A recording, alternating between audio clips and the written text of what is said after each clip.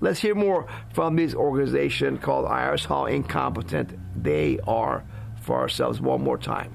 You ask very basic questions about their role, and they can't even answer the simplest questions. Like if your job is you're the engineer responsible for data integrity, and I ask you a basic question of like, okay, so how does data go from here to here? And they go, oh, I don't know. We should ask so-and-so. It's like, okay, is that just your answer for everything? Like what do you actually do other than set up meetings? How does data go from here to here? Are you serious? From a server computer, how does it get to this user of the system? You don't know how that happens? And you got a system that you're in charge of running and don't know anything about the basic flow of information from your computers to your people that use it, to the people, American people that call you? Oh, yes, it is that bad. Okay, let's continue. There's a really good book. Do you ever read the book Bullshit Jobs? No, but I have an idea about what it is. Yeah, there's a lot of that. And because you can't really fire these people. Oh, I like that. They're full of BS jobs. People doing nothing productive, right? And that's right.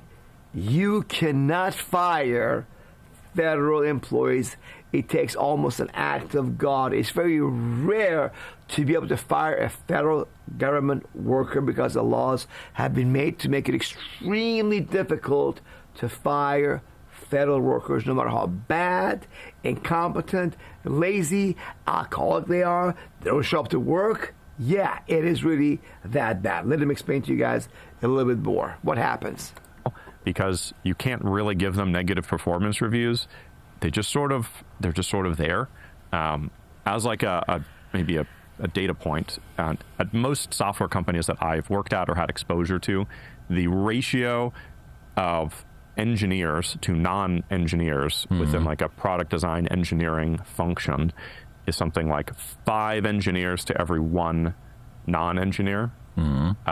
Or if you're like a really tech-heavy company, it might be 10 to 1.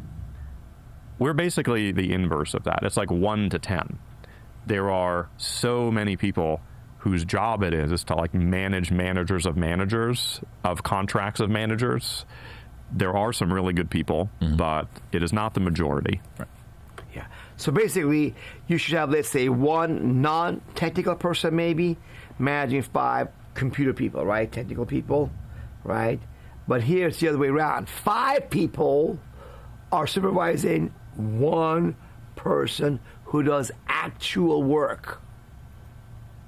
Yes, that's how ridiculous it is at the IRS. Well, the BS jobs. Okay, and it's worse, by the way. He further talks about these people that hire to do the job. They actually do not know when they hire them if they can do the job. On the resume they put on, they can do this program. They assume they really know it, and they hire him. And once they hire him, oh, he doesn't know how to do that either. So that's how bad it is with the IRS.